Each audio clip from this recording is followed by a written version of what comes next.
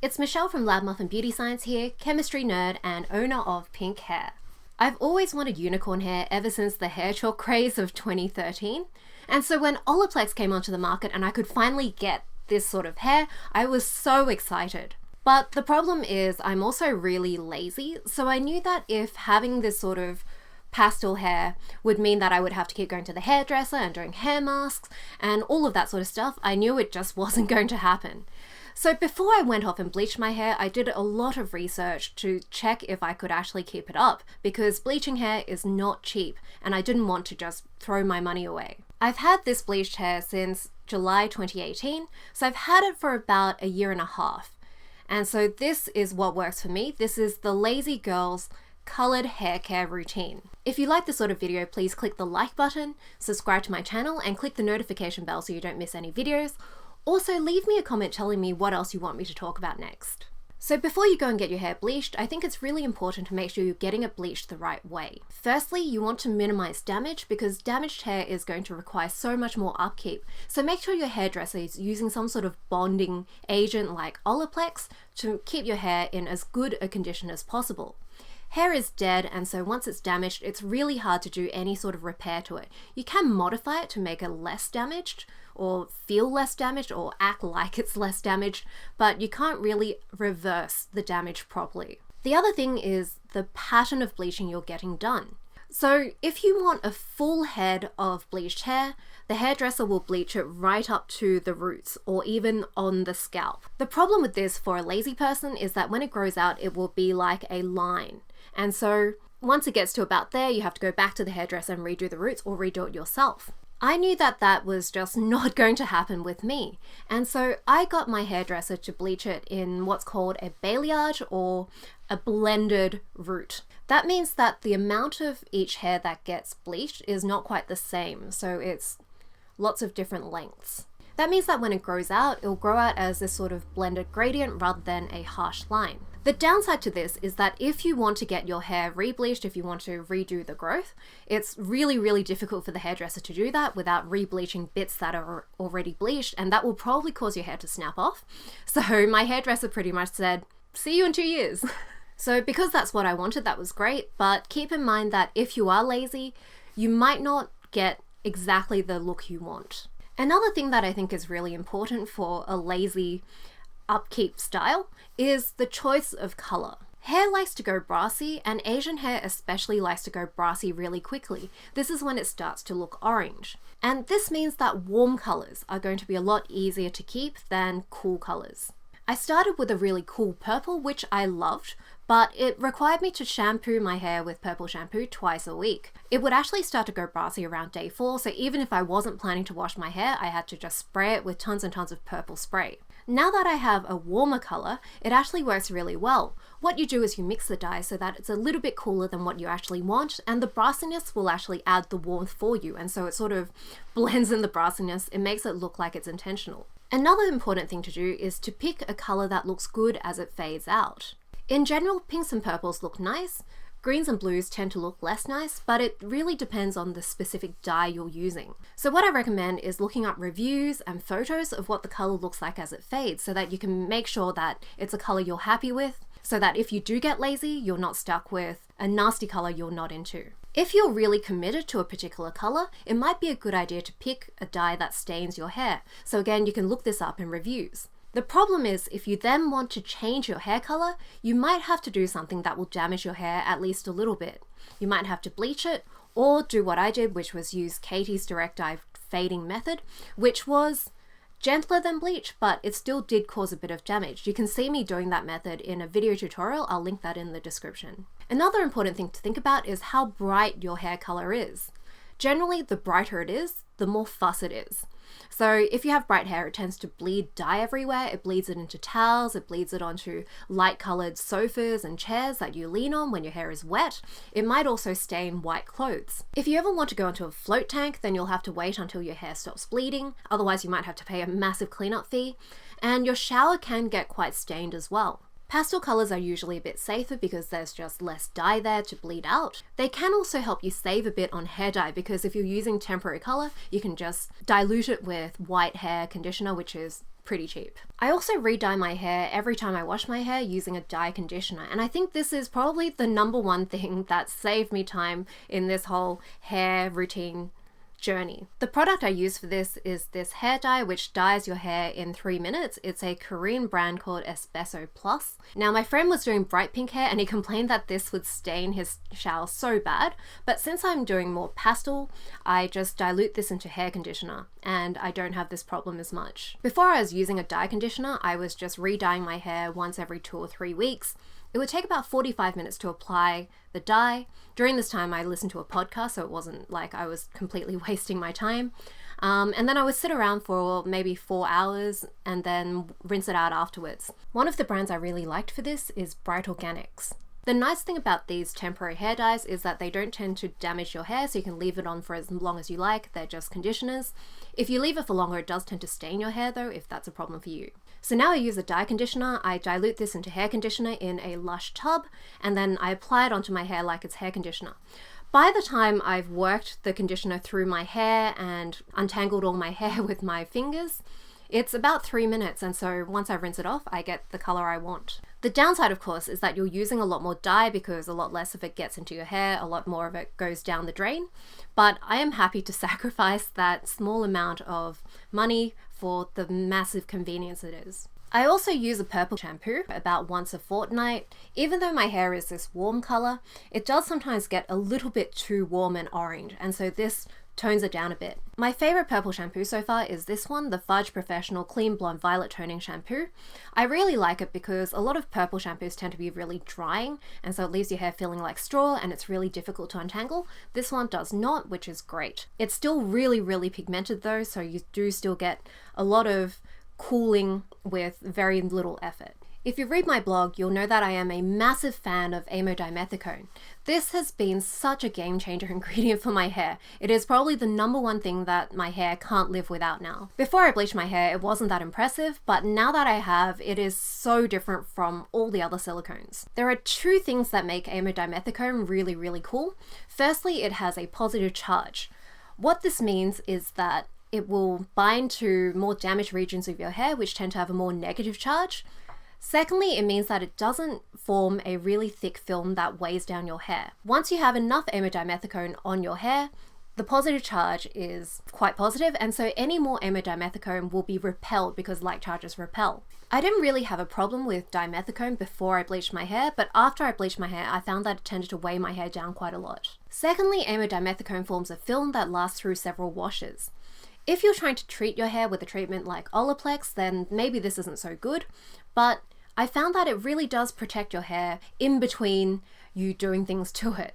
And so you still get that detangling, you still get the lack of snags, which is really important because that's what causes permanent damage that can't be reversed. I had a few products that I really liked that contain Amodimethicone, but as my luck would have it, they were discontinued. And so I've been looking for new products. These are the ones I found which work. There's the Liza Vecca Ser 100 Collagen Ceramide Coating Protein Treatment. It does have protein in it, but the main star in this is probably the Amodimethicone. The best drugstore conditioner that I found which has Amodimethicone is this one, which I just found out has been reformulated, so the Amodimethicone is well down the ingredients list now. I told you I have the worst luck. I've probably cursed every product in this video. I'm so sorry. Make sure you check the one you're buying. The Paul Mitchell Strength Super Strong Liquid Treatment is also full of Amodimethicone.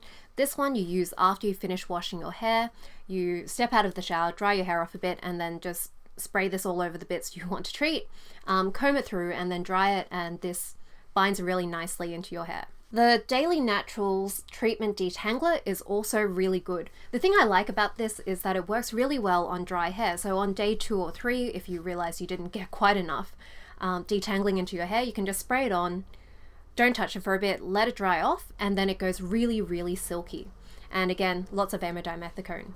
Another brand that I've recently found is Kerastase, which has lots of products that contain Amodimethicone high in the ingredients list. I also use Olaplex on my hair. Olaplex number 3 is the take-home version.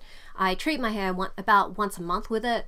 It's meant to repair sulfur-sulfur bonds, so if you have broken sulfur-sulfur bonds, it puts them back in place, sort of. I used to use this a lot more, but ever since I discovered Amodimethicone, I found that I don't actually need to. Some people say that silicones cover up the damage, but to be honest, that's what all conditioners do.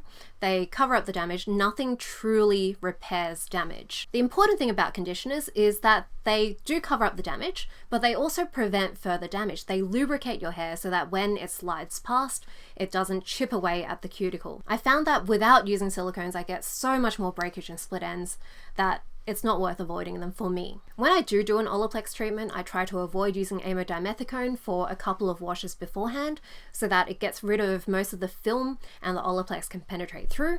But a lot of the time I found that my hair just gets really nasty and unmanageable and I get more split ends during that phase. So that's probably why I use the Olaplex a lot less now, because that is just too much to sacrifice. Because I've been trying to wash my hair a bit less, but I am still quite oily, I found that dry shampoo is really important.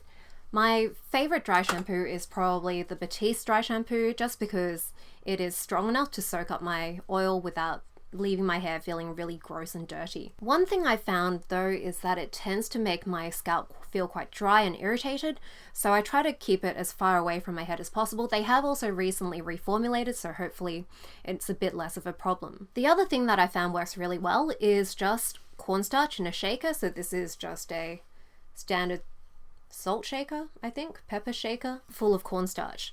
I've been using cornstarch on my face as well as a setting powder, and it works really well for soaking up oil.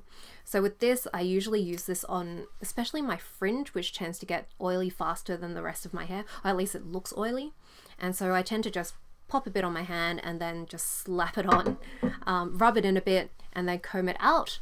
And then usually after less than an hour, it'll start looking normal again. It's not too white. Something else that I discovered is these clips. I think they're called crocodile clips maybe, but these clips are really, really good if you have thick, coarse hair like mine that likes to just run away.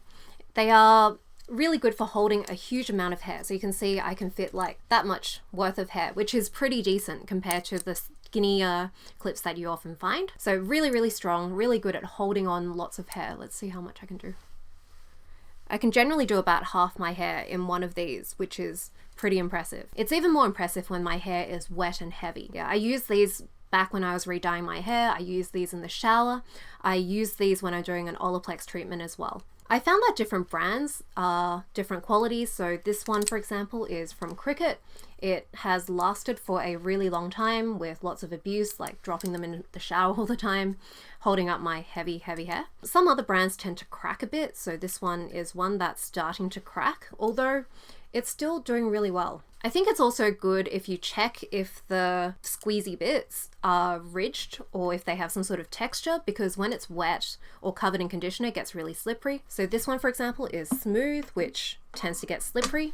This one has a really dimpled texture, and that's really grippy even when it's wet or covered in oil. I did a sponsored post ages ago about how Aqueous towels work. That was before I had my hair bleached. After I've had my hair bleached, it's gotten even more useful. Bleached hair is quite damaged, and so it tends to soak in water much more easily, and that means it's harder to get the water out afterwards when you're trying to dry your hair. Because of the way that Aqueous makes their microfiber, they have a really large surface area, which means they're really good at soaking up water without you having to work your hair around. When your hair is wet, the cuticle scales tend to be a bit raised, which means that when your hair strands mechanically bash into each other, you can cause lots and lots of damage.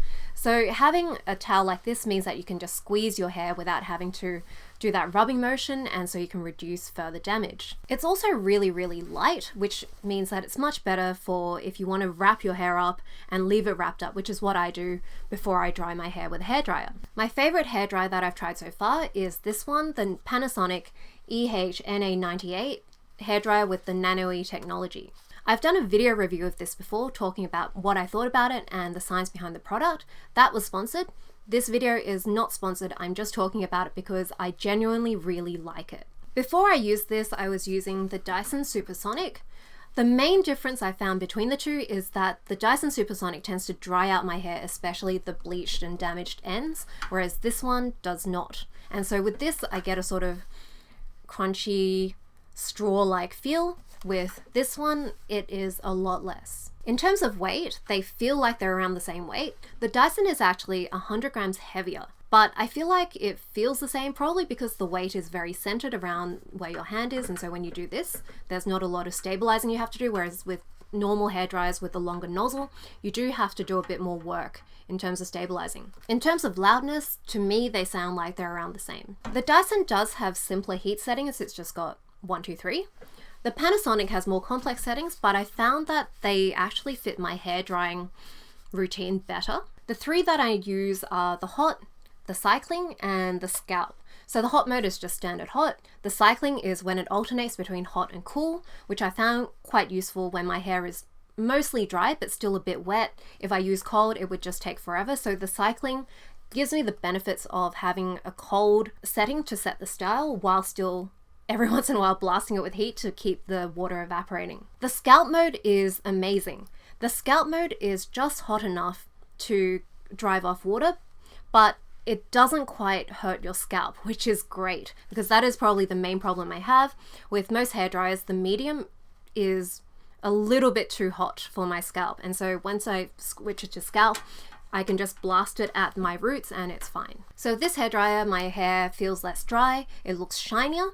I have had a few questions about how this hairdryer puts moisture into your hair without changing your style or making it frizzy. I have a blog post on this, it's again in the description. When I went to Europe last April, Nadine Baggett introduced me to the magic of Tangle Teaser detangling brushes. These brushes have a range of different bristle lengths and they have really smooth bristles, and so when you pull this through your hair, it detangles your hair without massive damage, so without a lot of pulling, and you can just sort of gently let it slide through. With a regular brush, sometimes I can hear the breakage happening, which is very freaky. With this, it is just very low effort. The hair detangles without a lot of pulling or breakage, which is amazing. The bristles are thin, which means they are a bit prone to getting bent. So you can see this one is starting to get a bit manky looking. So you are meant to replace it, but I found that it does still work quite well. Probably should replace it though. So that is my lazy colored hair care routine. Do you use any of these products already? Let me know what you think in the comments. You can also let me know if you have any tips for me. That might also help as well. If you enjoyed this video, I'd appreciate it if you click the like, if you subscribed, and if you click the notification bell. You can also follow me on Instagram for lots of beauty tips, and you can check out my blog for lots of beauty science articles. See you next time.